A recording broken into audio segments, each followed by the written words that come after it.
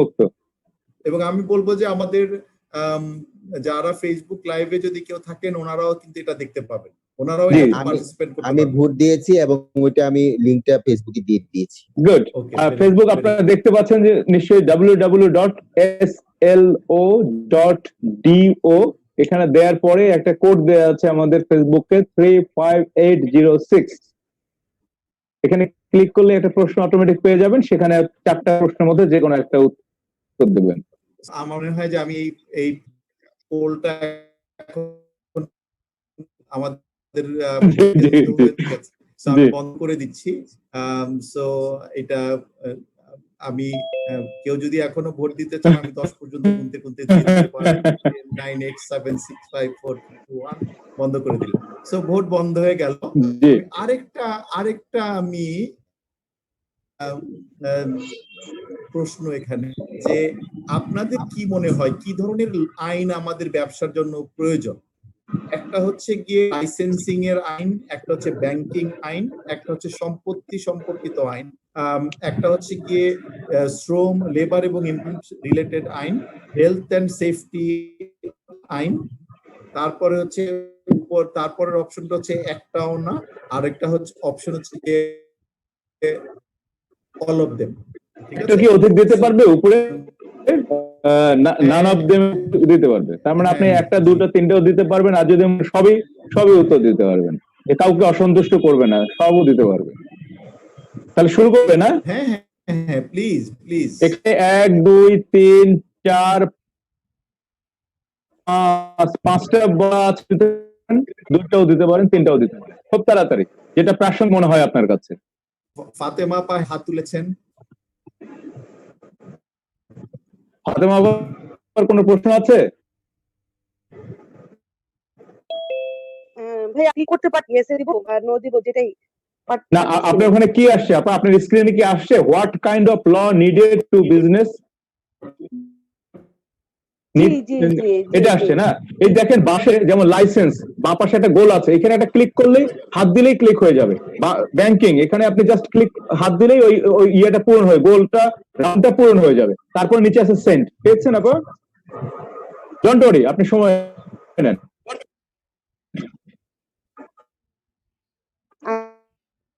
আচ্ছা পেয়েছেন? 5 জন ভোট দিয়েছেন। না সব দিতে হবে না, যেকোনো একটা, এখানে যেকোনো একটা অপশন চেক করলাম, অপশনস চেক করলাম, ঠিক আছে জি। সো গতবার 5 জন ভোট দিয়ে 6 জন ভোট দিয়েছিলেন। পেয়েছেন আপনি? আমি ট্রাই করতেছি। ওকে, ট্রাই করেন, নো প্রবলেম, ট্রাই করেন। আপনি দেখেন, আমি আরেকটা জিনিস খুঁজতেছি।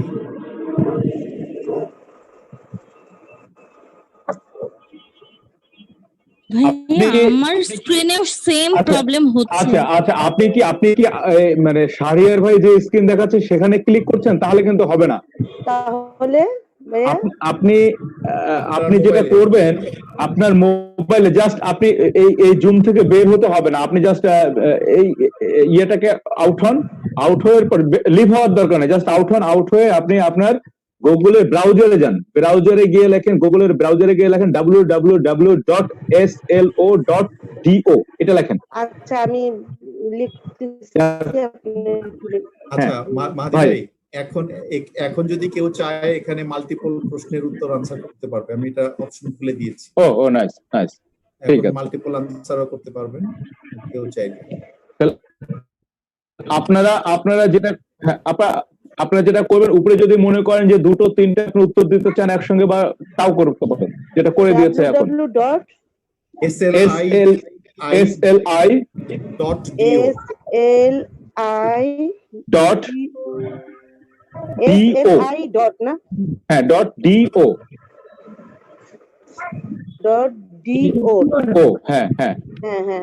একটা এন্ট্রি, একটা বক্স আসছে, সেই বক্সে লেখেন 35806।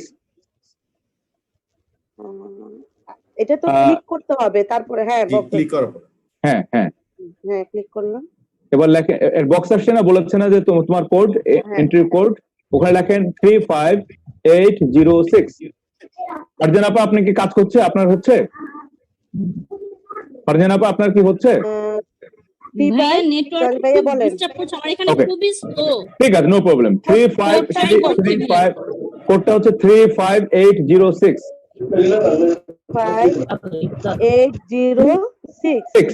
হ্যাঁ, হ্যাঁ, ওকে। এবার দেখেন আপনার একটা প্রশ্ন আসছে, what kind of law needed to do business, আসছে না? 35806 35806, রাইট।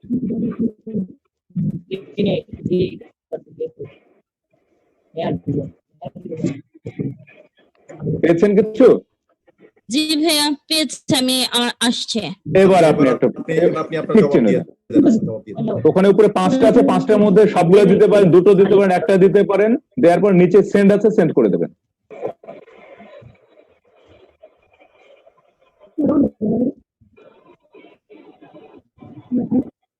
গুড, 8 জন জবাব দিয়েছে।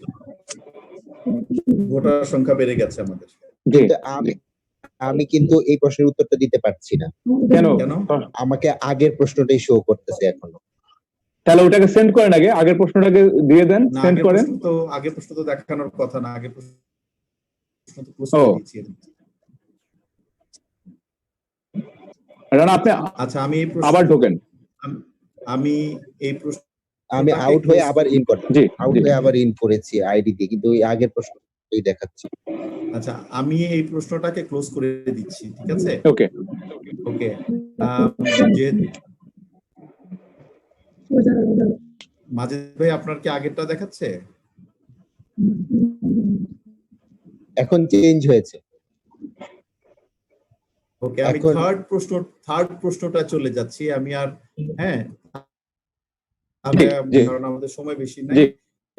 আপনাদের কি মনে হয়, প্রশ্নটা হচ্ছে, do you think that law related to digital security related to doing business is needed? আপনাদের ব্যবসা করার জন্য এখন যেহেতু করোনার কারণে আমাদের যেহেতু এখন নানান রকম ভাবে অনলাইনে কাজ করতে হচ্ছে, কাজেই এই ওভারঅল ডিজিটাল এটার সিকিউরিটির প্রয়োজন আছে কিনা, এই সম্পর্কিত আইন প্রয়োজন আছে কিনা?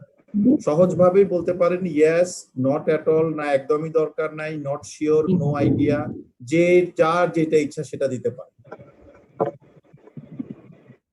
ঠিক আছে? সো ব্যবসা সম্পর্কিত আমাদের যেহেতু এখন অনেক কিছুই অনলাইনে করতে হচ্ছে, এই অনলাইনের নিরাপত্তা বিষয়ক আমাদের আইন প্রয়োজন আছে কি?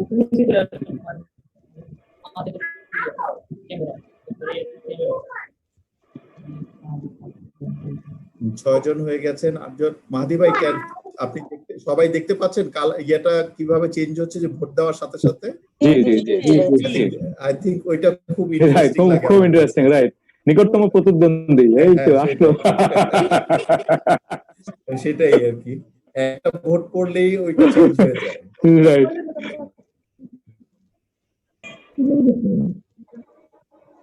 তো আর একজন ভোটারের জন্য আমি অপেক্ষা করব। গতবার 8 জন ভোট দিয়েছিলেন।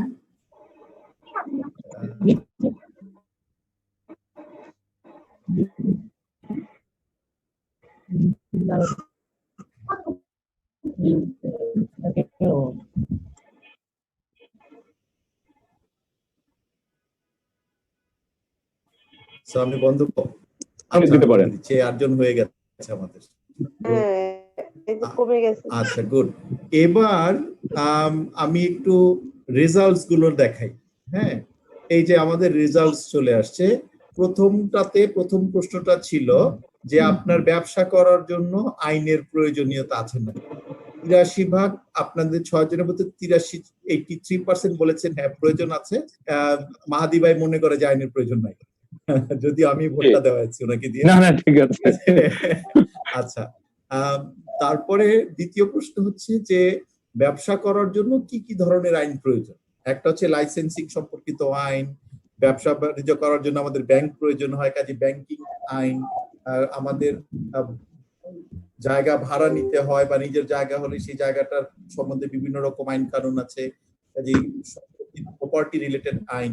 তারপরে হচ্ছে আপনার লেবার ল, যখন আমরা যদি যাদেরকে কর্মীদেরকে নিয়োগ করব তাদের জন্য কি কি ধরনের আইন প্রযোজ্য হবে, এটা খুবই ইম্পর্টেন্ট। হেলথ এন্ড সেফটি আইন, আপনারা জানেন যে বাংলাদেশে গার্মেন্ট সেক্টরে যে রানা প্লাজা যখন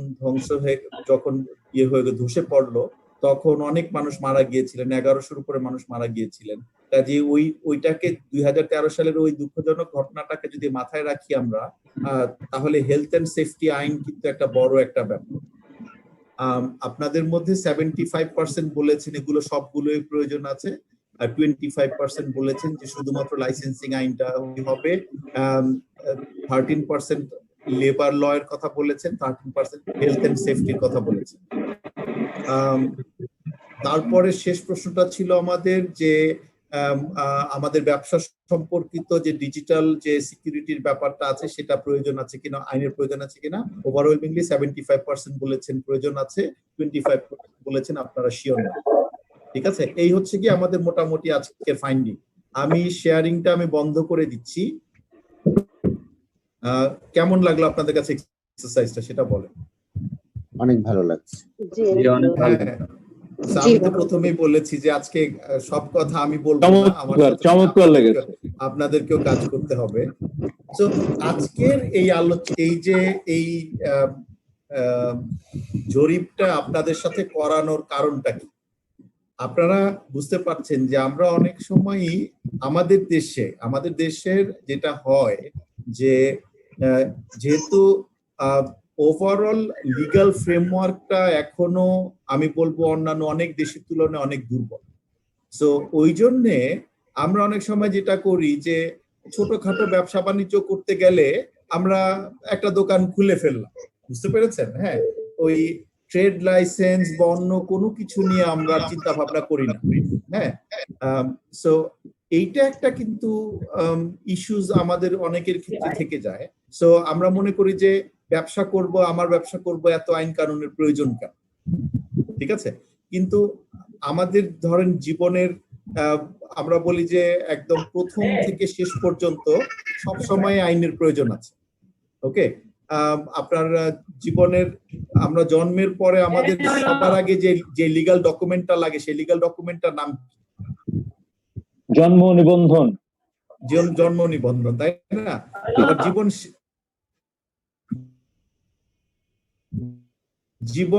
শেষ, তাই না? সো এর মাঝখানে এই দুইটা লিগ্যাল ডকুমেন্টের মাঝখানে কিন্তু জীবনটা, ঠিক আছে, শুরু হয় এক সার্টিফিকেটে, শেষ হয় আরেক সার্টিফিকেট। কাজেই আইনকে কিন্তু আপনার এড়ানোর কোনো উপায় নাই, আমার ব্যবসাটা করতে হবে। এই ব্যাপারটা আপনাদের সবার মনের মধ্যে চলে আসে যে যাই আমি করতে চাই আমার একটা লিগ্যাল ফ্রেমওয়ার্কের মধ্যে থেকে কতগুলো আইনি পদক্ষেপ আছে, এগুলো যেন আমরা ঠিক মতো সুন্দর করে ফলো করে কাজটা করি। কেন আপনারা এই কাজটা করবেন? কারণটা হচ্ছে কি, আমি শিওর আপনারা নিশ্চয়ই আমাদের বিয়াতে যারা যেভাবে শেখানো হয়, আপনি নিশ্চয়ই ব্যবসা 6 মাস বা 1 বছরের জন্য করার জন্য করছেন না, তাই না? আপনি চাচ্ছেন ব্যবসাটা লম্বা সময়ের জন্য যাবে, আপনি চাচ্ছেন ব্যবসাটা আস্তে আস্তে বড় হবে। হ্যাঁ, এবং আমরা পৃথিবীর অন্যান্য অনেক দেশে দেখি যে এক প্রজন্ম থেকে আরেক প্রজন্ম, বাবা দাদা ধরে ধরে ধরে ধরে অনেক সময় ধরে এক ব্যবসা চলে আসতেছে অনেকদিন ধরে। সো আপনি যদি লং টার্মের কথা চিন্তা করেন, এবং আমি শিওর আপনারা সেটাই করছেন, তাহলে আমি মনে করি সবকিছু প্রথম থেকে আইনগত যতগুলো পদক্ষেপ নেওয়া প্রয়োজন সেগুলো ফলো করেই করা উচিত। বুঝতে আমার প্রশ্নটা ছিল আপনার জন্য আসলে আইনের প্রয়োজন, এবং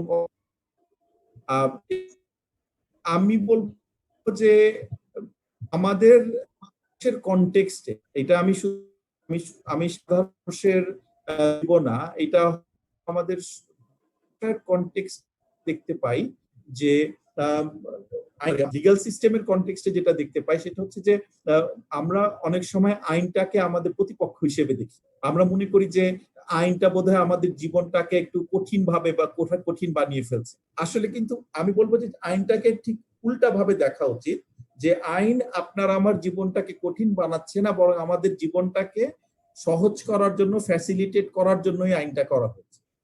একটা নিয়মতান্ত্রিক জায়গায় যাওয়ার জন্য। জি জি। সো আইনটাকে আমার, হ্যাঁ আইনটা হয়তো বা আমাদের নিয়ম কানুন গুলো একটু কঠিন মনে হতে পারে প্রথম দিকে, কিন্তু বিশ্বাস করেন আপনি যদি প্রথম ধাক্কা যদি এগুলো করে ফেলেন, পরবর্তীতে কিন্তু আপনার পরবর্তী সব কিছু ঠিক হয়ে যাবে। ইনিশিয়াল দিনগুলো একটা একটা কষ্টকর, একটা লেদারের বিজনেস আছে আপনাদের, বুটিক আছে, আপনার ন্যাচারাল ডাইং এর বিজনেস, বুটিকনেস আছে, এক আপা বলেন বাজার হাট, তাই না? গ্রোসারি। সো এই যে ব্যবসা, এগুলো করতে গেলে আপনাদেরকে আমি সেকেন্ড প্রশ্নটা দিয়েছিলাম যে প্রথমে আপনারা লাইসেন্স করেছেন, তাই না? একটা ট্রেড লাইসেন্স লাগে। ট্রেড লাইসেন্স ছাড়া যদি আপনি ব্যবসা করতে যান, ব্যবসা করতে পারবেন নাকি পারবেন না? ট্রেড লাইসেন্স ছাড়া আপনি একটা উত্তর দিতে পারেন, আপনারা একটা উত্তর দেননি। দেখা যায় ট্রেড লাইসেন্স ছাড়া ব্যবসা করা যাবে, কিন্তু ওইটা নিয়মের ভিতরে পড়লো না। ব্যবসা একটা পরিসর খুবই ছোট। আমরা যখন বড়ভাবে স্টার্ট করতে চাই, আমাদের পরিকল্পনা যদি বড় থাকে, তাহলে অবশ্যই মাস্ট বি আমার ট্রেড লাইসেন্স লাগবে। এক্স্যাক্টলি। সো ওইটাই আমি প্রথমেই বলেছি যে আপনারা তো একদিন দুদিনের জন্য ব্যবসা করতে আসছেন না, আপনারা লম্বা সময়ের জন্য করতে চাচ্ছেন, তাই না? হ্যাঁ, এবং সেটা করে আপনাদের ব্যবসাটাকে, পরিসরটাকে, কলেবরটাকে বড় করতে চাচ্ছেন। যেহেতু পরিসরটাকে বাড়াতে চাচ্ছেন, বড় করতে চাচ্ছেন, প্রথমেই আমি বলবো রিলাইজ করে শুরু করাটাই। এটা না থাকে আপনি ব্যাংকের অ্যাকাউন্ট খুলতে পারবেন?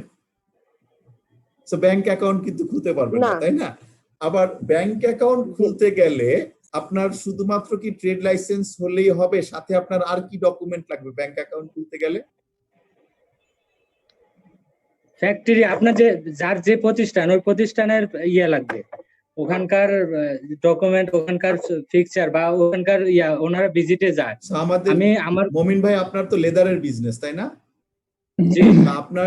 আপনার যখন ফ্যাক্টরি করেছেন, তখন ফ্যাক্টরির জন্য আপনার পরিবেশ অধিদপ্তর এটা সেটা বিভিন্ন জায়গার পারমিশন নিতে হয়েছে না? সেটা হয়েছে, তবে আমি যেটা করেছি, আমি এখনো প্রপারলি ওই ট্রেড লাইসেন্সটা ম্যানুফ্যাকচারিং করতে পারি নাই। তো আমি ওটার জন্য চেষ্টা করতেছি, এখনো প্রোভাইডার হিসাবে আছি আমার ট্রেড লাইসেন্সটা আর কি। আমি খুব শীঘ্রই করবো এটা। আর আমি যেহেতু আমার এটা হচ্ছে যে রেসিডেন্সিয়াল, তো আমি এটা নিয়ে কাজ করছি আর কি। তো আমার কোম্পানির নামে অ্যাকাউন্ট করতে যে আমার অনেক হয়রানি হইতে হয়েছে, শুধু ট্রেড লাইসেন্স দিয়ে। কেন হয়রানি হইতে হয়েছে বলেন তো, আমি একটু শুনতে চাই। আপনি সবাই, আমার মনে হয় আমাদের এক্সপেরিয়েন্স থেকে আমাদের অনেক প্রশ্নের উত্তর বের হয়ে আসবে, বলেন। হ্যাঁ, সেটাই। আমার কি ওনারা বলতেছে যে ট্রেড লাইসেন্স তো একটা ব্যাপার, এখন ট্রেড লাইসেন্স হচ্ছে যে আমার প্রোভাইডার, আমার হচ্ছে যে সরবরাহকারী হিসাবে। তো ওনারা বলতেছে যে আদৌ কি আমার এরকম প্রতিষ্ঠান আছে কিনা, ওনারা এটা ভিজিটে যাবে, দেন ওনারা এখানে ভিজিটে আসছে, তারপর সবকিছু করে তারপর অ্যাপ্রুভ করছে, অ্যাপ্রুভ করে দেন আমাকে অ্যাকাউন্টটা খোলার দিছে, অনুমতি দিছে। ওকে, আপনার সাথে ব্যাংক অ্যাকাউন্ট খোলার জন্য আপনার ন্যাশনাল আইডি কার্ড জমা দিতে হয়েছে না? ওগুলা তো মাস্ট, ওগুলার জন্য তো আর বলার অপেক্ষা রাখে না। দেখেন আইনের বাইরে কিন্তু নাই, কিন্তু ঠিক আছে, যেটা দিয়ে শুরু হয়েছে, তাই না? আরেকটা ব্যাপার, মোমিন ভাই খুব একটা ইম্পর্টেন্ট একটা একটা প্রসঙ্গ নিয়ে এসেছেন, সেটা হচ্ছে গিয়ে আবাসিক এবং অনাবাসিক এলাকা। জি হ্যাঁ, যে আমি যেটা বলেছিলাম যে আপনি যদি আবাসিক এলাকায় যদি আপনি বাণিজ্যিক প্রতিষ্ঠান খোলেন, সেক্ষেত্রে কিন্তু আপনার জন্য অন্যান্য অনেক কিছু পারমিশন পাওয়া, বা কিংবা আপনি যদি একটা ব্যাংক থেকে একটা লোন নিতে যান, সেটা কিন্তু আপনার পক্ষে কিন্তু সহজ হবে, তাই না? আরেকটা ব্যাপার মোমিন ভাই, সেটা হচ্ছে যে এরকম আপনি যখন আবাসিক এলাকায় আপনি যখন এই ধরনের বাণিজ্যিক প্রতিষ্ঠান খুলবেন, আইনগতভাবে আপনি কিন্তু সবসময় একটা দুর্বল অবস্থানে থাকবেন। জি জি, তাই না? কাজে জি, অনেক জি। সময় আপনার আমার মনে আছে আমাদের বিআর একজন উদ্যোক্তা বলেছিলেন যে উনার আবাসিক এলাকায় উনি একটা বিউটি পার্লার খুলেছিলেন। এখন ওনার ওখানে এলাকার মাস্তানরা এসে তারা চাঁদা দাবি করে। তখন উনি যখন এটা নিয়ে আহ, প্রতিকার চাইতে পুলিশ স্টেশনে যান, পুলিশ স্টেশন তখন ওনাকে বলে যে হ্যাঁ আপনি আবাসিক এলাকায় কেন এটা খুলছেন, ঠিক আছে। তো উনি কিন্তু মানে ওই ওই মুহূর্তে উনি কিন্তু ফিল করেছেন যে আমি তো তাহলে একটা আইনগতভাবে আমি বোধহয় একটা রং জায়গায় আছি। হ্যাঁ, আমি একদম ঠিক ওই মুহূর্তের কথাটাই বলছি আর কি। হ্যাঁ, যদিও পুলিশের ওটা জিজ্ঞেস করাটা ঠিক হয় না, পুলিশ উচিত ছিল তাকে হেল্প করা, কিন্তু এই ধরনের কিন্তু আপনার যদি লিগ্যাল পয়েন্ট গুলোতে আপনি যদি জায়গা মতো কাজ করে না যান, আপনার কিন্তু এই ধরনের সমস্যাগুলোর মধ্যে আপনি পড়বেন। না, আমি লাইসেন্স, আমি আমি আমি আমি একটু অ্যাড করতে চাই। জি তো প্লিজ। আমার এখানে আমি কিন্তু এই প্রবলেমটা ফেস করছি। আপনি পুলিশের আচ্ছা, কথা বলছেন, তো জি ওনারা কিন্তু একবার আসছিল। আমি এখন ফ্যাক্টরিটা চেঞ্জ করে একটু বড় করে নিয়েছি। ফার্স্ট অফ অল যখন ফ্যাক্টরিটা ঢাকা উদ্যানে নেই, মোহাম্মদপুরে আছি আমি, ঢাকা জি উদ্যানে। তো ওখানে যখন ছোট ফ্যাক্টরিতে ছিলাম তখন ওইটা একটা আপনার বাসা ছিল, রাইট ফ্যামিলি বাসা ছিল। তো ওটা রাইট নিচতলায় আমার ফ্যাক্টরি ছিল। তো পুলিশ রাইট যখন আসছে আইসা দেখছে যে আসলে আমি আমি একজন উদ্যোক্তা, আমার সব ধরনের ডকুমেন্ট গুলা উনি দেখছে। দেখার পরে উনি বলছে যে ঠিক আছে, তুমি তো জাস্ট স্টার্ট করছো, ঠিক আছে। উনি আমাকে আরো অ্যাপ্রিসিয়েট করছে, করার পরে ওনাকে মানে মেহমানের মতোই ইয়ে করলাম। করার পরে উনি চলে গেছে। চলে যাওয়ার আচ্ছা পরে উনি আমাকে বলে গেছে যে আমি এই থানার ইয়াতে আছি, দায়িত্বে আছি, তোমার যদি কোনো প্রবলেম হয় তুমি আমাকে বলবা। তো ওনার সাথে মোটামুটি আমার ভালো একটা সম্পর্ক হয়ে গেছে। তো আশা করি এই জায়গাতে আল্লাহর রহমতে আর প্রবলেম হওয়ার কথা না।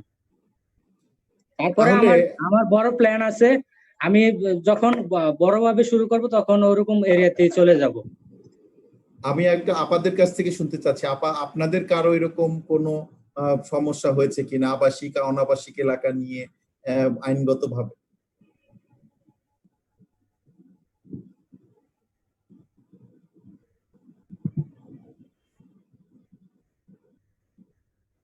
কোনো আমাদের আপা কি বলতে চাচ্ছেন কিছু, বা বা কোনো না অভিজ্ঞতা আপনি আমার শেয়ার করতে পারেন? বা কোনো না না না যে এই কোনো ধরনের ফাতেমা আপা।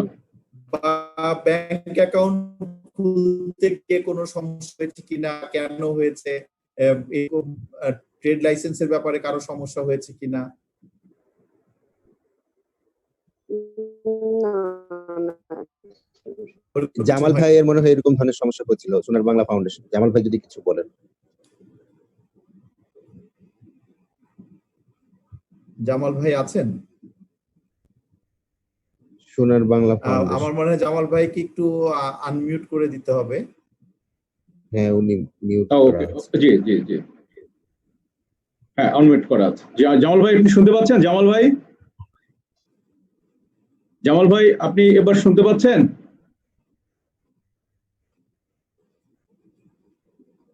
ওকে, একটা একটা কথা আমি লিখেছে। আমি আমি আমি আমি অন্য একটা একটা একটা প্রশ্ন জিজ্ঞেস সারের করি। ভাই একটা জি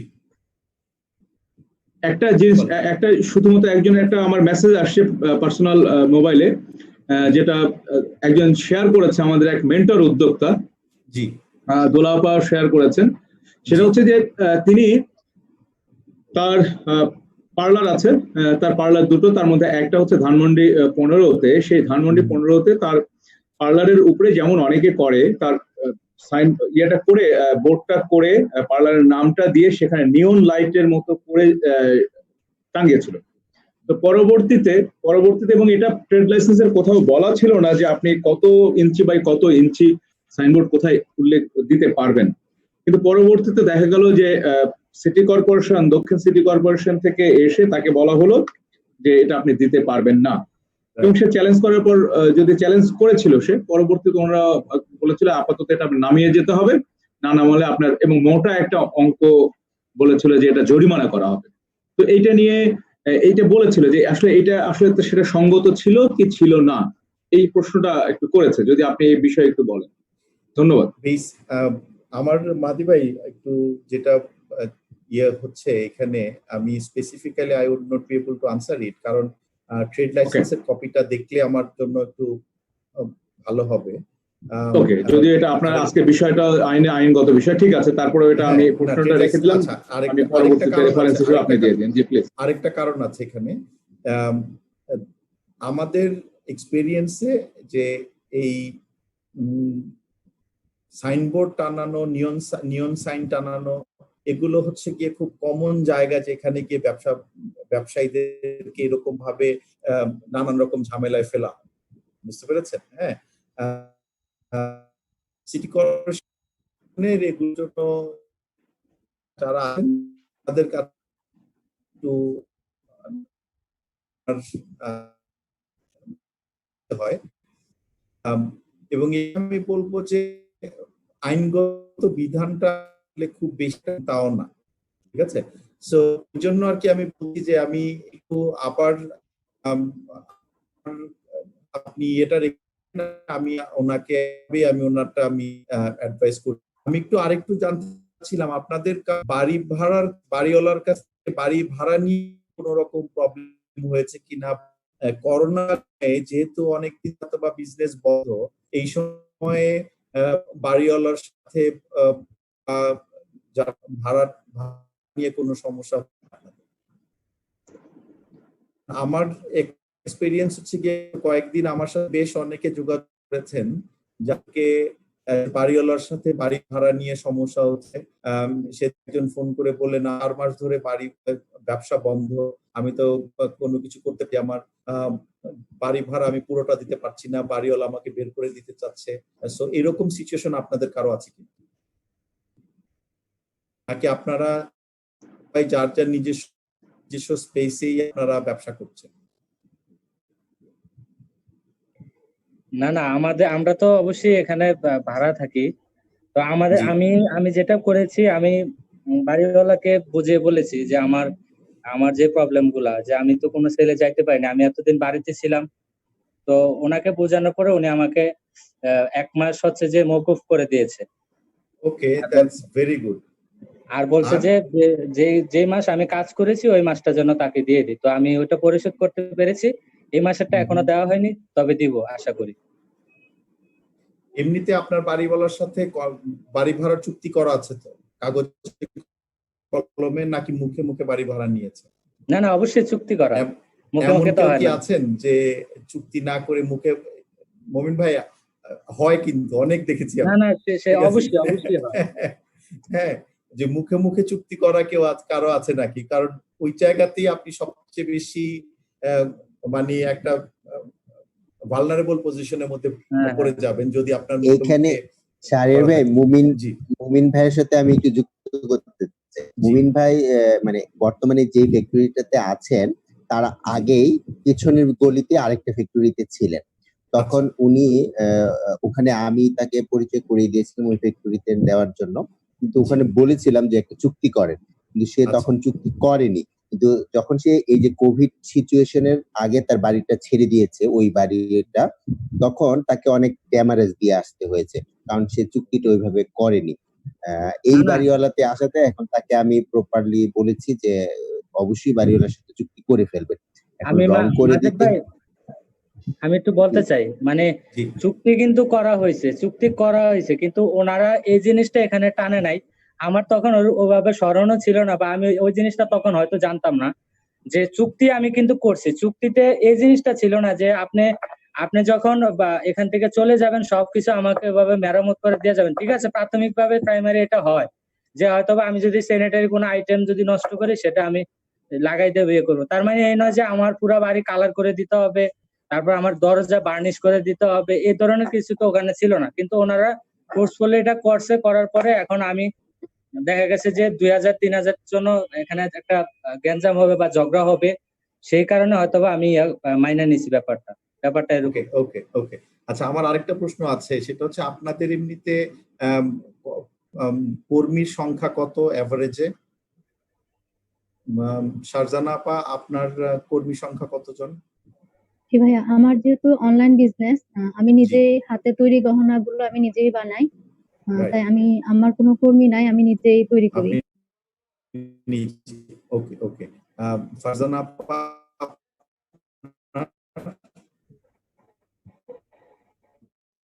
জি ভাইয়া, আমার ৩ জন কর্মী আছে। আচ্ছা সেটা হচ্ছে হ্যাঁ, ওটা কাজ আর কোভিড এর কারণে তো তারা প্রত্যেকে এখন ছুটিতে আছে। আচ্ছা এই অবস্থা। আর ওকে আমি তো ব্লগ টাই-ডাই নিয়ে কাজ করি। বেশিরভাগই আমি বাসাতে করে ফেলি আরকি। কর্মীদেরকে আমার বাসায় ডেকে এনে ওকে ওকে উর্মি আপা আপনার কতজন আছে? উর্মি আপা আপনার কথা শোনা যাচ্ছে না আপা। আমি ফাতেমা বলছি, আমার আমার ৩ জন কর্মী। আপনার আমার তো ৩ জন টেইলার, জি আমার টেইলার শপ আছে, মানে জি আমার টেইলারিং কাজটা হয়, সেই জন্য আমার ৩ জন কর্মী আছে। আর বুটিক্স সেটা তারাই দেখাশোনা করে, আচ্ছা বুটিক্সটাও তারা দেখাশোনা করে। ওকে উর্মি আপা আপনার ভাইয়া আমার কথা কি এখন শোনা যাচ্ছে? এখনো শোনা যাচ্ছে না, একটু আস্তে এখন বলেন। এখন শোনা যাচ্ছে? জি জি শোনা যাচ্ছে। আচ্ছা ভাইয়া, এমনিতে রেগুলারলি আমার কাছে কাজ করছে ৩ জন আমার কাজে সহযোগিতা করার জন্য, প্যাকেজিং এর জন্য, ভাঁজ জি করার জন্য। কিন্তু আমি জি যে কাজগুলো করাই মূলত সেগুলো সব বলা যায় সাব কন্ট্রাক্ট টাইপের। অর্থাৎ আমার আচ্ছা ডিজাইনে আমি তাঁতিদের দিয়ে করিয়ে আনি। আবার আমার কোনো প্রোডাক্ট হোলসেল লাগবে, সেটা ব্লক হোক, বাটিক হোক, সেটা আমি আরেকজন উদ্যোক্তার মাধ্যমে অর্ডার দিয়ে আমার পার্সোনাল ডিজাইনে করিয়ে নিই। কিন্তু একেবারে আমার বাসা থেকেই সমস্ত কাজ চলছে। এবং আমার বাড়িওয়ালার সাথে এভাবে কথা বলা আছে, মানে হুম, আবাসিক বাসা যেখানে আমি থাকি সেটারই একটা রুমকে আমি আমার বুটিক্স হাউসের জন্য কাজ করছি। আর বাজারঘাট যে গ্রোসারি আইটেমের যেটা, সেটা জি আমি বাসা পর্যন্ত আনতেও হয় না। মানে যে আমার হুম, অর্ডার থাকে, যেখান থেকে আমি যে সাপ্লায়ারের কাছ থেকে নেই সেখান থেকেই সরাসরি ডেলিভারি করে দিই। ওকে আর রেগুলারলি ৩ জন আমার এমপ্লয়ি, আপাতত কোভিড এর কারণে সবাই ছুটিতে আছে। Okay thank you. Sonar Bangla foundation ভাই আছেন, শোনা যাচ্ছে? ভাই বোধহয় জামাল ভাই। জামাল ভাই মুমিন বলেন আপনার কর্মী সংখ্যা বলেন। আমার কর্মী সংখ্যা বর্তমানে ৯ জন কাজ করছে। মানসী আপা আপনার কতজন? হ্যাঁ, আমার ২ জন কর্মী আছে। আর আচ্ছা আমি নিজেই বেসিক্যালি সব কাজ করি। আর কর্মীদের দিয়ে একজনকে ডেস্ক করাই, আরেকজনকে আপনার এমনি টুকটাক হাতের কাজ করাই। আচ্ছা আমি একটা ডিফিকাল্ট প্রশ্ন জিজ্ঞেস করি আপনাদেরকে, যেহেতু আপনারা এমপ্লয়ার এখানে, সেটা হচ্ছে ওনাদের সাথে আপনাদের চুক্তিটা কিভাবে? এটা কি মৌখিক চুক্তি না লিখিত চুক্তি? মৌখিক চুক্তি তাই না? মানে আমি তাই না? আমি কি বলবো? জি প্লিজ। আসলে আমাদের যে লাইনটা, আমাদের হচ্ছে যে কর্মীগুলা জি যারা হচ্ছে যে আমরা কারিগর বলি, জি তো কারিগর গুলা হচ্ছে যে আমি যদি চাইও যে আমি লিখিত কোনো চুক্তিতে যাব, কিন্তু ওই জিনিসগুলা তাদেরকে বুঝাইতে আমার কমসে কম ২ মাসের একটা ট্রেনিং এর ব্যবস্থাই করতে হবে। কারণ তাদেরকে বোঝানো অনেক কঠিন ব্যাপার। কারণ তারা তো ওইভাবে অতটুকু এডুকেটেড না, ওইভাবে বোঝানো যায় না। তো আমার এটা যদি আমি চাইও সম্ভব না। না that's actually very good point, যে আমরা মনে করেন আমাদের দৃষ্টিভঙ্গি থেকে আমরা মনে করি যে না, একজন মানুষ চাকরি করবে, তার তার কেন চুক্তি থাকবে না, এমপ্লয়মেন্ট চুক্তি বা চাকরির চুক্তি। কিন্তু এই প্রশ্নটা একটা খুবই ভালো পয়েন্ট, যে যার জি ঠিক আছে। হ্যাঁ আমি জিজ্ঞেস করলাম, আমি ঘটনা কোনো এক জায়গায় আপনার একজন ১৬-১৭ বছর বয়সী একটা ছেলেকে পুলিশ ধরে নিয়ে গেছে। এখন তার সাথে যখন আমি ওদেরকে আমরা যেহেতু লিগ্যাল এইড সাপোর্ট দিয়েছি, ওকে যখন আমরা ইন্টারভিউ করলাম, তখন আমি জিজ্ঞেস করলাম যে তোমাকে কিভাবে অ্যারেস্ট করেছে। সে বলছে যে আমি সে কোনো একটা শপিং মলের কথা বলেছে, বলে যে আমি ওখানে ক্লিনারের কাজ করি, আমি বাসায় যাচ্ছি, বাসা থেকে কাজে যাচ্ছিলাম, ওখান থেকে আমাকে পুলিশ ধরে নিয়ে গেছে। তা আমি বললাম যে তোমার কাছে কি কোনো আইডি কার্ড ছিল না, তুমি ওই জায়গায় যে কাজ করো বা কোনো কিছু? বলে যে না, আমাদের তো এগুলি ওরকম ভাবে দেওয়া হয় না।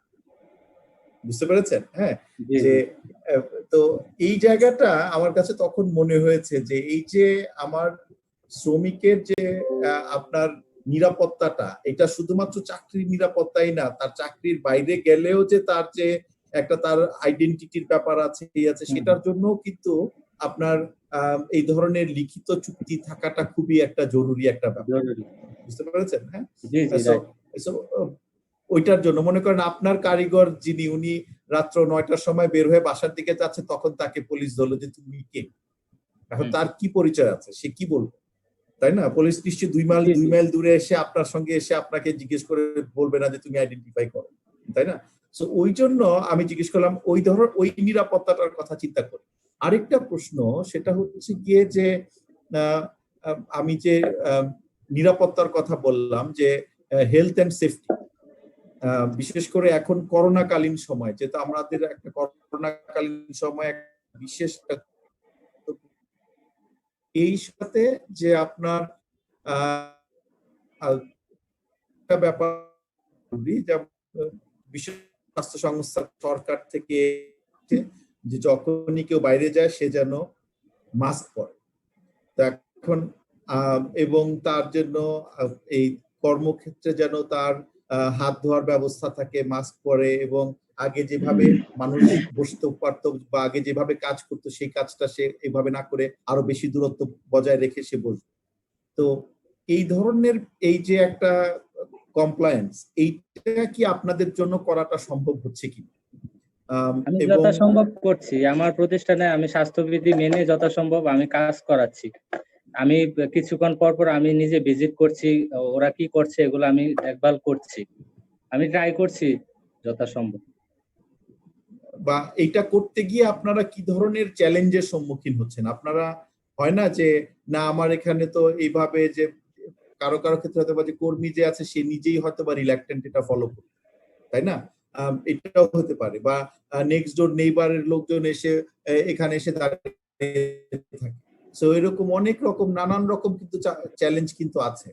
সো এই ধরনের কোনো চ্যালেঞ্জ আপনারা ফেস করছেন কিনা, সেটাকে আপনারা কিভাবে বাইপাস করছেন, সেই চ্যালেঞ্জটাকে কিভাবে বাইপাস করছেন? আমি একটু বলি ভাইয়া। প্লিজ আপা। হ্যাঁ, আমার হাজবেন্ড হচ্ছেন পেশায় ডক্টর। হ্যাঁ, তো ওনাকে তো স্বাভাবিক চেম্বারে যেতে হয়। তারপর 2 মাস টোটালি বন্ধ ছিল। তারপর চেম্বার শুরু করেছেন। তো রিসেন্ট যেটা হয়েছে, আমার পাশের ফ্ল্যাটের বা আমার নিচের ফ্লোরের কিছু মানুষ এটা বলছে যে ভাইয়া যেহেতু হসপিটালে যাচ্ছেন, বিভিন্ন ধরনের পেশেন্ট আসে, করোনা পেশেন্টও আসতে পারে। এখন উনার ঘরে কেউ যাবেন না, প্লিজ উনার সাথেও কেউ কথাবার্তা বলবেন না, কথা বললেই করোনা হয়ে যাবে, করোনা শেষ হলে দেন ওনার সাথে কথাবার্তা বলবেন। হ্যাঁ, এটা 2-3টা ফ্ল্যাটের এরা কথাবার্তা বলেছে এবং এটা আমার কানে আসছে। আমার ঈদের সময় যেটা হলো, ঈদের মর্নিং এ ওই ফ্ল্যাটের এক ভাবি আমার বাসায় নাস্তা নিয়ে আসছে। তো আমি সেই নাস্তা রাখলাম, নাস্তা রেখে আমি আবার যখন তাকে দিতে গেলাম, দেওয়ার সময় উনি মানে নিবে কি নিবে না এরকম একটা ব্যাপার, যে ধরলেই করোনা হয়ে যাবে। তো আমি আবার তখন বললাম যে ভাবি কথা বললেও করোনা হয়ে যাবে না, আর আমার ঘরটা খেলেও করোনা হয়ে যাবে না। আর আমার হাজবেন্ড যেহেতু ডাক্তার, উনি ওনার নিজের সেফটি বজায় রেখেই দেখছেন, পেশেন্টের ব্যাপারটা দেখছেন, আর ফ্যামিলির সেফটিটাও চিন্তা করছেন। হ্যাঁ, এটা তো আমাদের নিজের সেফটিটা নিজের চিন্তা করতে হবে। তো উনি বললেন না অ্যাকচুয়ালি ভাবি আসলে মাথার মধ্যে তো ঢুকে গেছে, মানে একটা ভয় লাগে যে আপনার ঘরে তো ভাই সবসময় বাইরে যাচ্ছে আসছে, বাইরে কিন্তু সবাই যাচ্ছে, এখন তো মোটামুটি অফিস খুলে গিয়েছে, বাট ডাক্তারদের কিন্তু এই জিনিসটা খুব বেশি ফেস করতে হচ্ছে, এবং স্পেশালি আমি নিজেও ফেস করছি। হ্যাঁ, যখন বাইরে কোথাও আমি নর্মালি যাচ্ছি, নিচে কোথাও কোন একটা দোকানে যাচ্ছি, ও আচ্ছা ডাক্তারের বউ একটু দূরে সরে যাচ্ছে, মানে আমার সাথে থাকলে করোনা হয়ে যাবে, মানে ব্যাপারটা হচ্ছে এরকম একটা ব্যাপার। আপনি কি আপনার কর্মী রাখতে তাহলে সমস্যা পড়ছেন কিনা? আপনার কর্মীরাও ভাবছে কিনা যে আমার না এখানে কাজ করা যাবে না? আমার কর্মীদেরকে তো আমি লকডাউনের আগেই ছুটি দিয়ে দিয়েছি ভাইয়া, এসি সবাই আমি ছুটি দিয়ে দিয়েছি, তাহলে সবাই যার যার বাড়িতে চলে গিয়েছে, এবং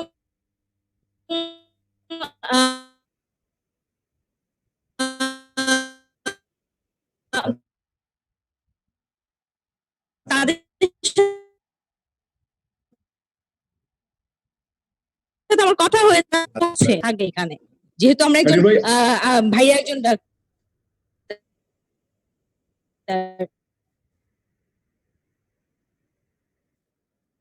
ওইভাবে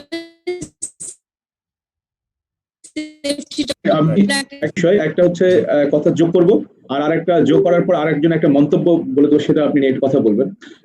যোগটা হচ্ছে এই যে একটু আগে একজন বলেছিলেন যে যেমন মুমিন ভাই বলেছিলেন যে তার কারখানায় যেসব কর্মী আছে তো তিনি এখনো চিন্তা করেননি যে বিশেষ করে একটা চুক্তির বিষয়ে বা কি কি করা যাবে কি কি করা যাবে না, এইচআর ম্যানেজমেন্টের দৃষ্টিকোণ থেকে সেটা করেননি, হয়তো ভবিষ্যতে করবেন। তো আমার রিকোয়েস্ট হচ্ছে যে আসলে করোনা পরিস্থিতিতে সকলেই যেমন তার শারীরিক সেফটিটা চায়, নিরাপত্তাটা চায়, ঠিক ঠিক তেমন ভাবেই চাকরির নিরাপত্তাটাও চায়।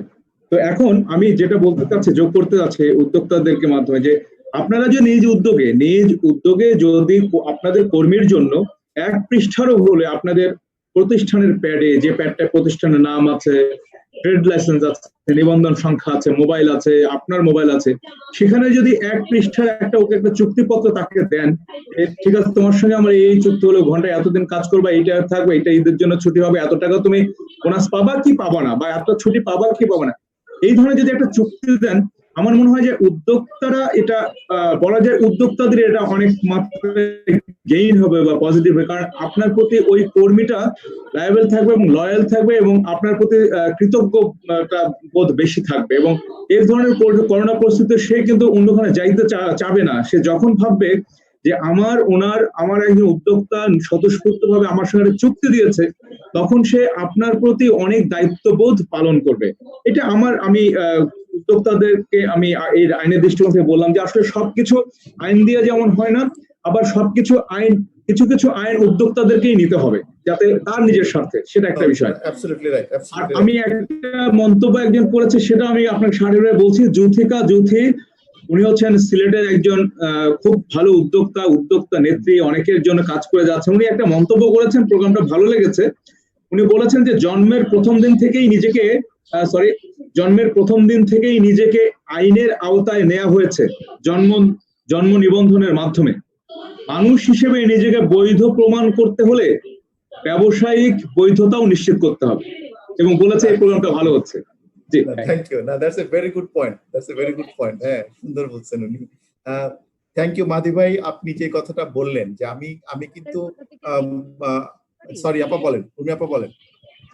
ভাইয়া আমি একটু মাঝখানে ইনিশিয়েট নিয়েছিলাম, মানে যে চুক্তির ব্যাপারটা, এটা আসে যে তারা মনে করে যে আমাদের মানে তাদের সুবিধার জন্যই চুক্তিটা, আমাদের এবং তাদের একে অপরের সুবিধার জন্য, কিন্তু তারা বাধা থাকতে চায় না। মানে অর্থাৎ তাদের মনে হয় যখনই আমরা কোনো চুক্তিতে ইনক্লুড করতে চাচ্ছি, হয়তোবা তাদের কোনো প্রবলেম থাকতে পারে বা ত্রুটি থাকতে পারে, আমরা তখন তাদের আইনের আওতায় নিয়ে এসে শাস্তি দিব।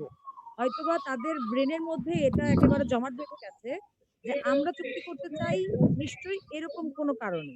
আর তারা বাধা থাকতে চায় না বলে চুক্তির অন্তর্ভুক্ত আসতে চায় না। তারা তাদের সুবিধার জন্য বা তারা তাদের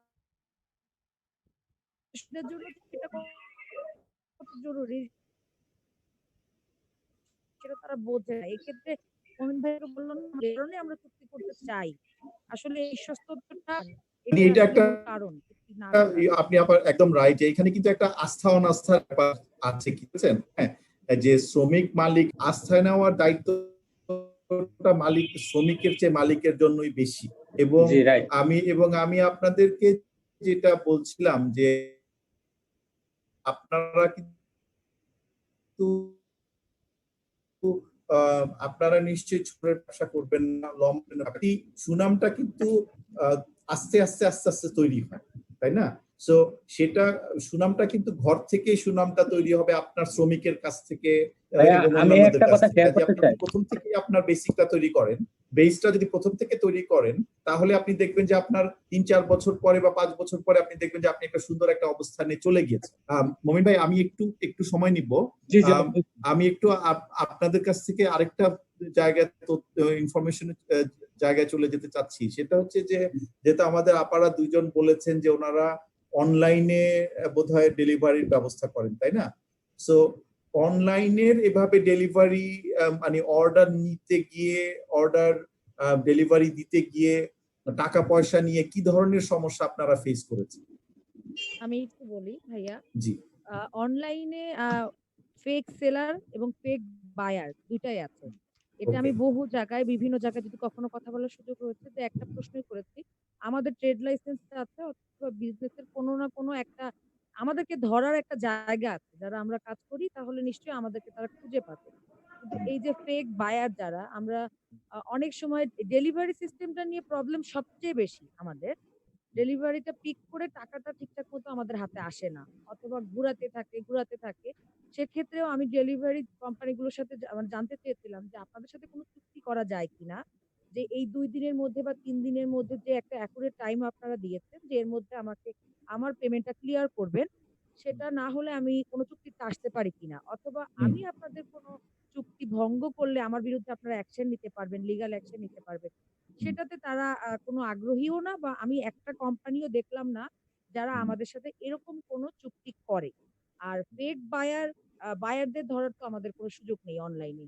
তারা অর্ডার নিলো, অর্ডার নেওয়ার পরে সেটা পিক করলো না, অর্ডারটা আমার ঘুরলো, ফোন রিসিভ করলো না, আবার চলে আসলো। হয়তোবা প্রোডাক্টটার আমার কোয়ালিটিটাই আর থাকে না আমার হাতে পৌঁছানো পর্যন্ত। এই ২ টা সমস্যা এখনো অব্দি মনে হচ্ছে না যে সমাধানের কোনো সুযোগ আমি দেখছি। ওকে, শাহজাহান আপা আপনার? জি ভাইয়া, আমি যেটা ফেস করেছি, আমি ঢাকার বাইরে যে প্রোডাক্ট গুলা পাঠাবো সেই প্রোডাক্টের ক্ষেত্রে দেখা যাচ্ছে যে আমি যদি ফেক আইডি হয়, তো আমার তো অপরিচিত যারা কাস্টমার, তো তাদেরকে আমি কিভাবে জিনিসটা পাঠাবো? তো যারা মানে ক্যাশ অন ডেলিভারি সিস্টেম তো আমার পক্ষে পসিবল না, কারণ আমার কিছু প্রোডাক্ট থাকে যে একদম লো রেঞ্জের। তো আমি যদি একটা প্রোডাক্ট পাঠাই, এই টাকাটা আমি কখন পাবো কোনো শিওর নাই। তো আমি সেক্ষেত্রে যদি আমি অ্যাডভান্স বিকাশ করতে বলি, তখন কাস্টমারও রাজি না, আর ২ পক্ষেরই একটা ঝামেলা থাকে। যার কারণে আমি ঢাকার বাইরে প্রোডাক্ট পাঠাতে গিয়ে আমার প্রবলেমটা ফেস করি। আর ঢাকার মধ্যে তো আমি ক্যাশ অন ডেলিভারি দিতে পারি, সমস্যা হয় না।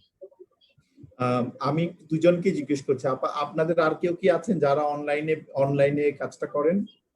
হ্যাঁ ভাইয়া, আমি একটু বলতে যাচ্ছিলাম। জি আপা বলেন। হ্যাঁ ভাইয়া, আমি তো টঙ্গীতে থাকি, তো ঢাকার বাইরে পড়েছে।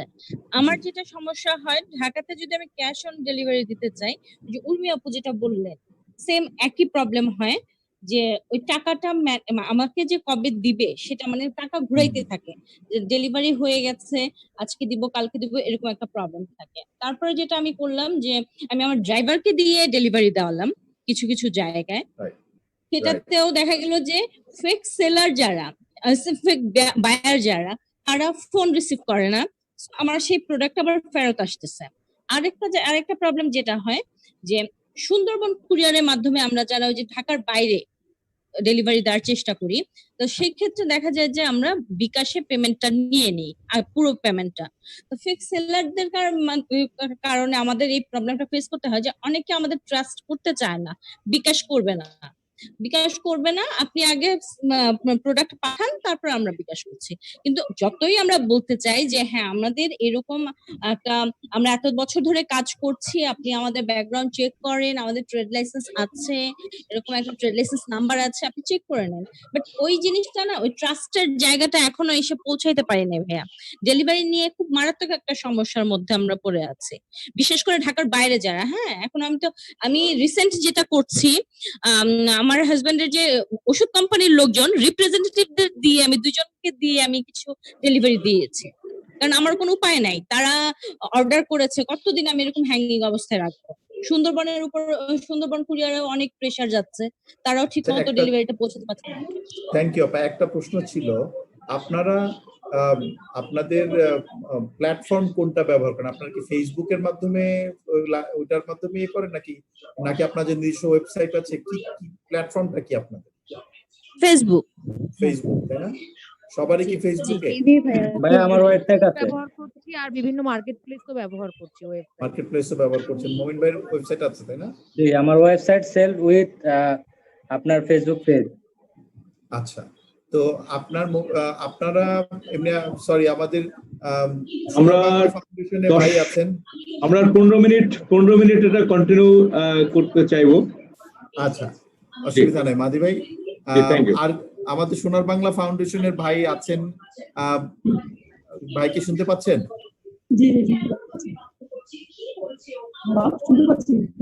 আচ্ছা ভাই, আপনার বোধহয় পিছনে একটা ব্যাকগ্রাউন্ড নিউজ শব্দ আসতেছে, সো আপনার কি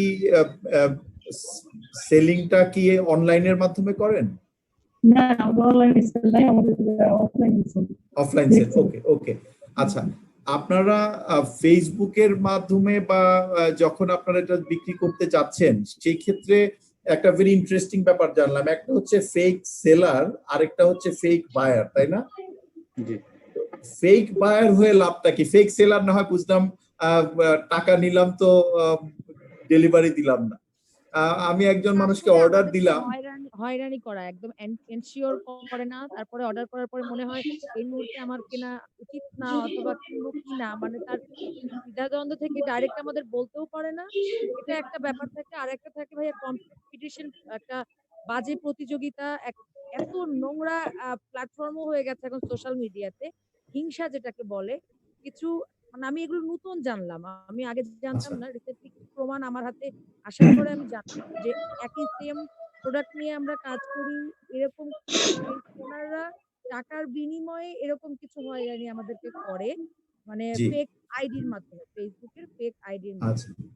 এটা আচ্ছা, রিসেন্টলি জানতে পারলাম। ওকে ওকে, সো দ্যাটস ভেরি ইন্টারেস্টিং যে মানে ব্যবসায়িক প্রতিদ্বন্দ্বিতার কারণেও এই কাজ করে, তাই না?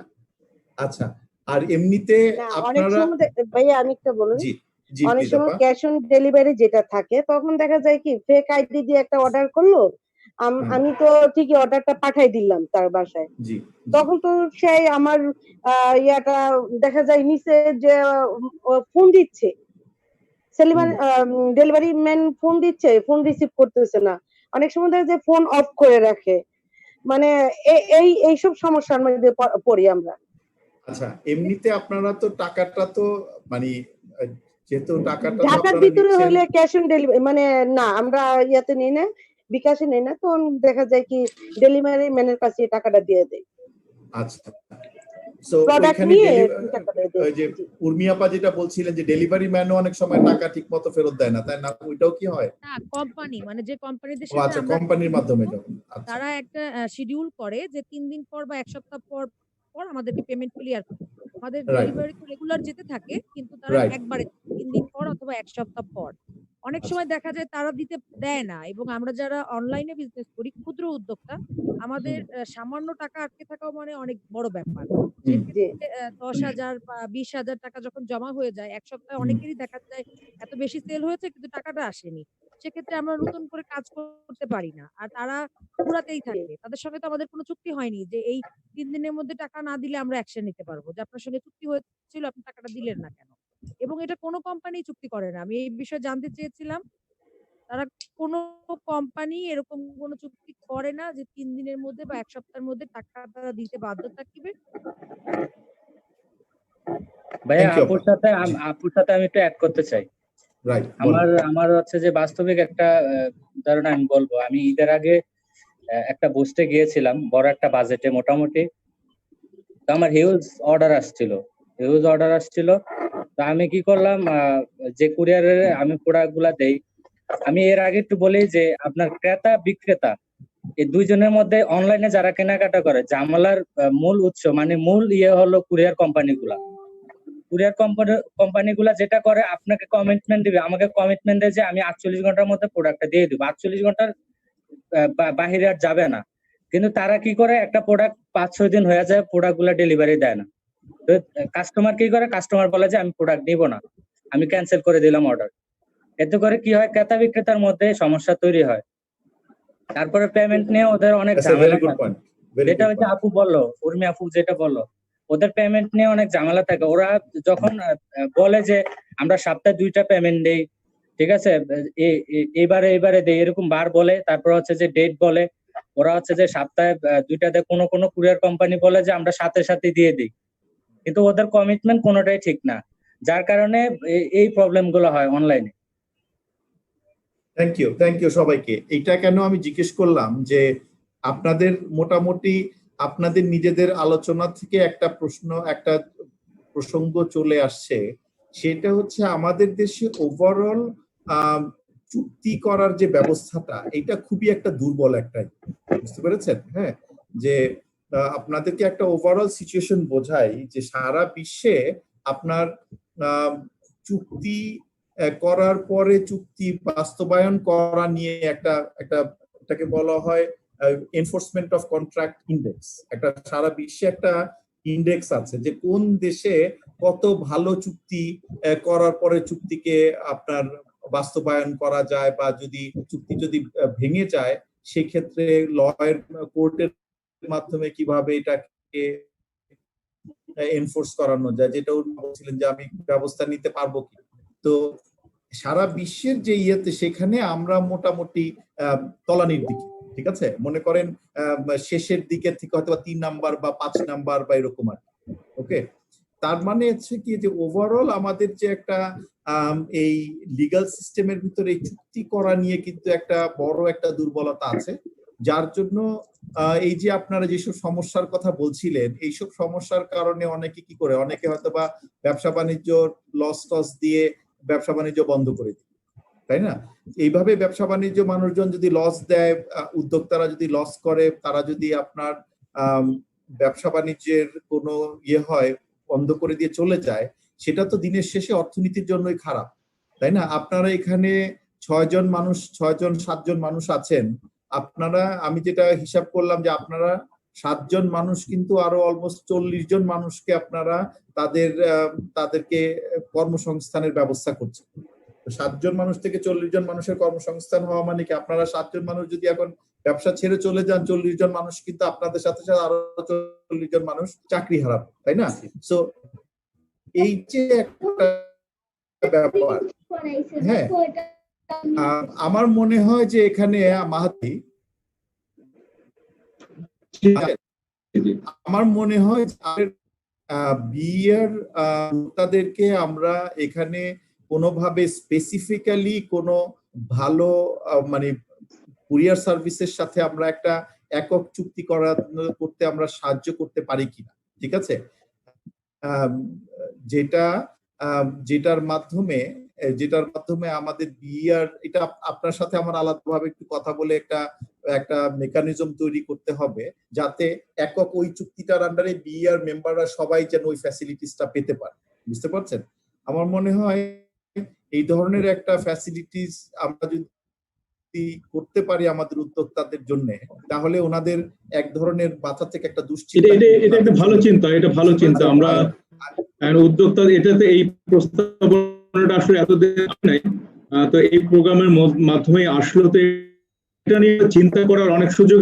আমার মনে হয় এটা খুবই উপযুক্ত একটা সময় যেটাকে নিয়ে আমরা কাজ করতে পারি। তো ধরেন করোনাকালীন সময়ে ওনাদের তো এখন কিন্তু আপনাদেরকে বলি যে করোনাকালীন যে আমাদের জীবন ধারণ করার যে পদ্ধতি এখন, এইটাকেও এখন যখন ছিল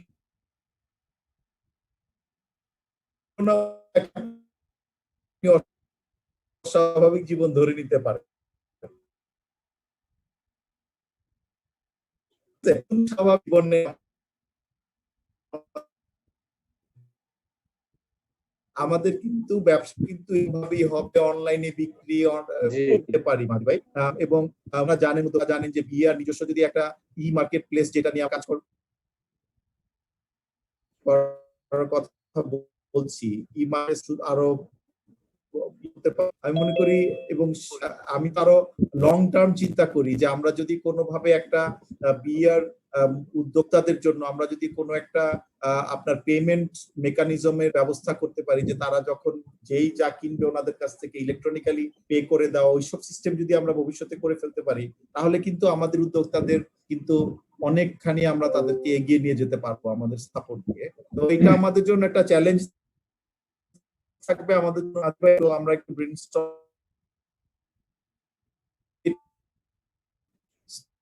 আমার মনে হয়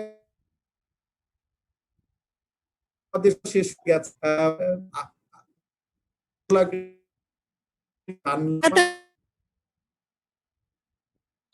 চলে গেল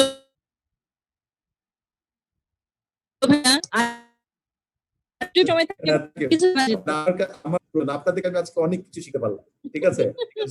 আমরা নতুন অনেক কিছু জানতে পারলাম ভাইয়া, ঠিক আছে?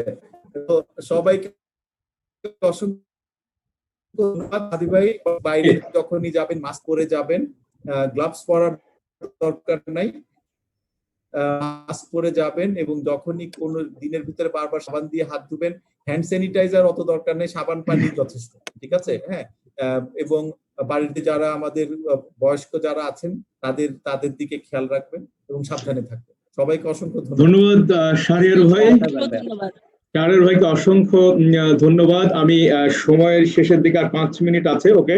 আমি খুব সংক্ষেপে এক একজনের কাছ থেকে কয়েক সেকেন্ডে শুনতে চাইবো যে আসলে আপনার কাছে কেমন লাগলো। খুব কম সময় বলবেন, আমি বলবো না যে 30 সেকেন্ডে বলেন, তো তারপরে বলবো যে আপনি একটু কম সময়ে বলেন।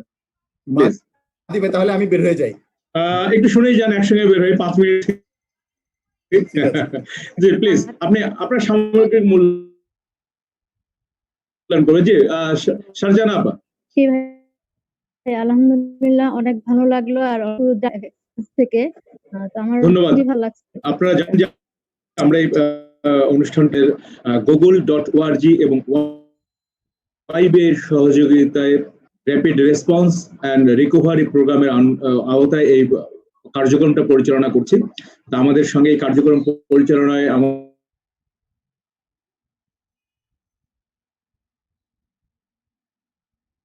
হয়েছেন, তার সময় ব্যস্ততা শেষ করে শাহরিয়ার ভাই, ধন্যবাদ। তো আমরা শেষের দিকে আছি। আমাদের কালকে আমাদের আরেকটা প্রোগ্রাম আছে, সরি আগামী পরশুদিন শনিবার বিকেল 4:30 করোনাকালীন সময়ে উদ্যোক্তাদের ফিজিওথেরাপি, এই বিষয়টা আমরা আলোচনা করতে চাই যে আসলে উদ্যোক্তারা কি করতে পারে। তো জি মমিন ভাই, আপনার সংক্ষেপে আপনার কথা শুনি, খুব সংক্ষেপে। ভাইয়া বরাবরই খুব ভালো লাগছে। আর সেটা আগের কথাটা যে আমরা যদি একটা কুরিয়ারের সার্ভিস যদি করতে পারি তাহলে এটা আমাদের জন্য বড় একটা প্ল্যাটফর্ম। কারণ এই সমস্যা আমরা বর্তমানে ভাই ধন্যবাদ। জি আপা। জি ভাইয়া, হ্যাঁ অনেক ভালো একটা থাকবে আশা করি, এবং সবসময় সাহায্য করেছে। আর আজকের প্রোগ্রামটা থেকে অনেক কিছুই জানতে ধন্যবাদ শাহরিয়া সাদাত ভাই, থ্যাংক ইউ। অবশ্যই অবশ্যই। জি মানুষী রানী দিদি। হ্যাঁ ভাইয়া, আমার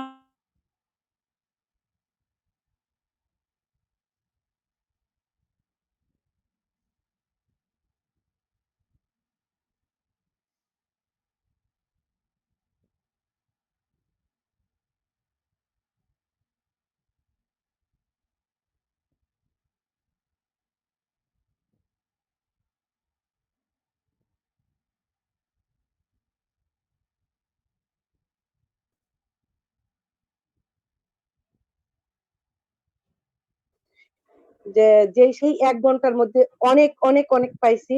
তো থ্যাংক ইউ ভাই আপনাকে, আমাদেরকে এইভাবে এই জন্য। কারণ এখন যে করোনা পরিস্থিতি, এই পরিস্থিতিতে আমরা সবাই যারা ক্ষুদ্র উদ্যোক্তা আছি তারা কিন্তু সবাই ভেঙে গেছি। তো আপনারা আমাদের পাশে আছেন বিধায় কিন্তু এখনো আমাদের আমরা আছি, ইনশাআল্লাহ থাকবো। তো ধন্যবাদ সবাইকে।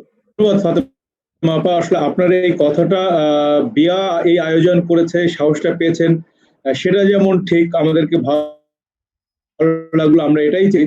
আপনার এই কথার মাধ্যমে বাংলাদেশ লক্ষ লক্ষ আপনার এই কথাটা অনেক বেশি গুরুত্ব। আপনার মতো একজন উদ্যোক্তা যেহেতু সাহসটাও উদ্যোক্তারা পাবে। ধন্যবাদ ফাতেমা আপা। জি থ্যাংক ইউ। ধন্যবাদ। বিয়ের সাথে আমি 1-1.5 বছর থেকে কানের সাথে কথা বলার সুযোগটা পেয়েছি, এজন্য ধন্যবাদ। এবং সত্যি যদি এরকম কোনো সুযোগ আমরা পাই, কুরিয়ার বা ডেলিভারি সার্ভিসটা ঢাকা সার্ভিস এবং ঢাকার বাইরে সুন্দরবন অথবা এসএফ পরিবহনে যদি আপনারা আলাদাভাবে আমাদের জন্য একটু বসতে পারেন বা কথা বলতে পারেন যে তারা আমাদেরকে আলাদা একটা সাপোর্ট দিবে উদ্যোক্তাদের জন্য, আমাদের দেখে তারা আমাদের সাপোর্ট করতে পারে। আমি আমি ধন্যবাদ জানাচ্ছি আজকে আয়োজনের জন্য। আমি অনেক কিছু শিখলাম এবং জানলাম। ধন্যবাদ ভাইয়া। ধন্যবাদ। ধন্যবাদ ফাতেমা আপা, ধন্যবাদ, অসংখ্য ধন্যবাদ। তো আমি এই সেশনটা শেষ করে দেবো আমার মাধ্যমে এবং পরবর্তী রানার মাধ্যমে শেষ করে দেবো। তো রানাকে ধন্যবাদ, সজ্জলকে ধন্যবাদ, অসংখ্য ধন্যবাদ শাহরিয়া সাদত ভাই, যারা ফেসবুক লাইভের মাধ্যমে এই আপনাদের অসংখ্য ধন্যবাদ যে নিয়ে দেখেছেন, অনেকে মন্তব্য করেছেন, আমরা কিছু মন্তব্য পেয়েছি, কিছু মন্তব্য হয়তো দেয়নি, কিছু আলোচনা কভার হয়ে গেছে, সময়ের জন্য সেখানে যেতে পারেনি, কিন্তু আপনারা ওয়াইবের নেতৃত্বে এবং এর সহযোগিতায় rapid response and recovery program আমরা শুরু করেছি সারা বাংলাদেশের উদ্যোক্তাদের জন্য। যেসব উদ্যোক্তা আপনারা আগ্রহ প্রকাশ করেছেন বা আমাদের সঙ্গে যুক্ত হতে চান, আমাদের বিয়া ফেসবুকে আপনারা আসবেন, বিয়ার ওয়েবসাইটে আসবেন, এবং আজকের এই প্রোগ্রামটা এবং যে প্রোগ্রামগুলো হচ্ছে প্রত্যেকটা আমাদের ওয়েবসাইটে ডাউনলোড করা থাকবে, আপনারা দেখতে পারবেন। আর তাছাড়াও আপনাদের দৈনন্দিন কোনো সমস্যায়, ব্যবসা সম্পর্কে যে কোনো সমস্যা যদি আপনারা রবিবার থেকে বৃহস্পতিবার সকাল 11টা থেকে বিকেল 3টা পর্যন্ত ফোন নাম্বার দেওয়া আছে, রানা একটু পরে বলে দেবে সেখানে, এবং বিআর ফেসবুকে আপনার ফোন নাম্বার আছে, আপনারা সরাসরি ফোন করতে পারেন যদি কোনো প্রশ্ন জানতে চান, এবং যে কোনো ইভেন্টে যদি অংশগ্রহণ করতে চান এরকম জুম সেশনে, অনলাইন সেশনে, তো আপনারা লিখিতভাবে আমাদেরকে একটু জানাবেন।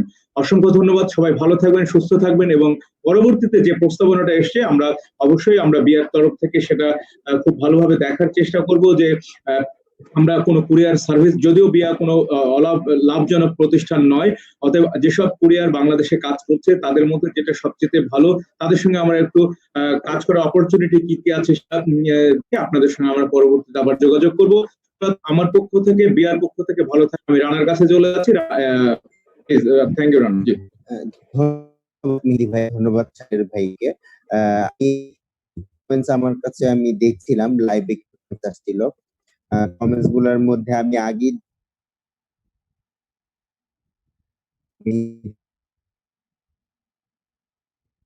এবং আক্তার আপা, আমাদের সাদিয়া আপা, আমাদের ইলিয়াস ভাই, এবং আমাদের দীপা আপা এবং আমাদের উদ্যোগ উপস্থিত ছিলেন, দেখেছেন এবং বিভিন্ন